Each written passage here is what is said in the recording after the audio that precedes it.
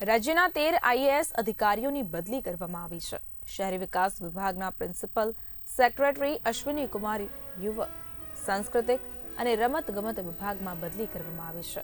અશ્વિની કુમારને કાયદા અને સંસદીય બાબતોના વિભાગનો વધારાનો ચાર્જ સોંપાયો છે.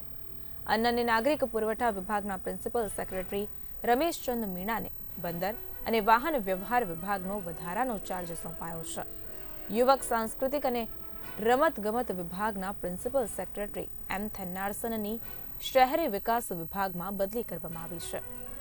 જીએસપીસીના એમડી મિલિંદ તોરવણેની પંચાયત અને ગ્રામ વિકાસ વિભાગમાં બદલી કરવામાં આવી છે. તેમની પાસે રહેશે જીએસપીસીના એમડીનો વધારાનો ચાર્જ. નાણાં વિભાગના સચિવ આરતી કુંવરને નાણાં વિભાગના ખર્ચ બાબતોના વિભાગનો વધારાનો ચાર્જ સોંપાયો છે. તો stamp and inspector general of રજિસ્ટ્રેશનના સુપ્રિન્ટેન્ડન્ટ જેનુ દેવનને એમજીવીસીએલના એમડીનો વધારાનો ચાર્જ સોંપાયો છે.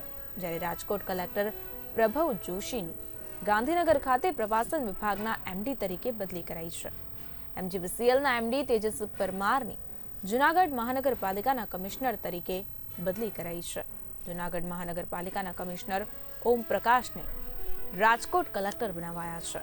તો પંચમહાલ કલેક્ટર આશિષ કુમારની ગાંધીનગર ખાતે આદિજાતિ વિકાસના નિયામક તરીકે બદલી કરાઈ છે. ડાંગના ડીડીઓ રાજુ સુથારની નર્મદા ડીડીઓ તરીકે બદલી કરવામાં આવી છે. નર્મદા ડીડીઓ અંકિત પન્નુની જામનગર ડીડીઓ તરીકે બદલી કરવામાં આવી છે.